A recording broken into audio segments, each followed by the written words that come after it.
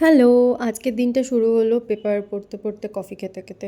তারপরে দেখলাম বাবা সবজি বাজার করছে, তখন ডাকলো আমাকে। আমিও একটু নিচে গেলাম, দেখলাম সবজি বাজার, তারপরে কিছু জিনিসপত্র বাজার করে এনেছে।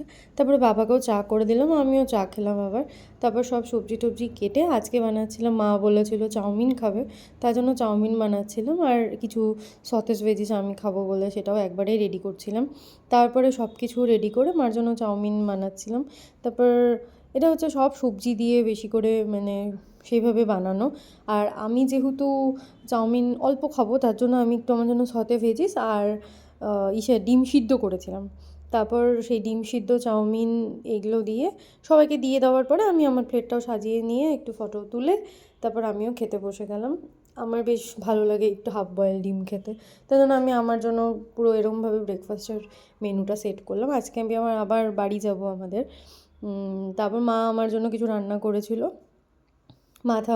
মুগের ডাল মাথা দিয়ে, বেগুন ভাজা, শাক, কুয়াশ আলুর তরকারি, মাছ। ব্যাস, আমি এগুলো খেতে ভালোবাসি, তো মা এরকম রান্না করেছিল। তারপরে মা আমাকে একটা কমলা লেবু দিল, আমি খেয়ে নিলাম। মা দুধের পিঠা করেছিল, আমার জন্য রেখেছিল, তারপর সেটাও খেয়ে দিয়ে আমি বিকালবেলা যথারীতি এই বাড়ির জন্য আবার রওনা দিলাম। এই বাড়িতে আসলাম, আসার পর এখানে লোক এসেছিলো, তাদের জন্য সবার জন্য কফি করলাম, আমিও অল্প করে কফি আমার জন্যও করে নিলাম। তারপরে রাত্রে ডিনার করে, ওটার ক্লিপ নেওয়া হয়নি আজকের জন্য, টাটা।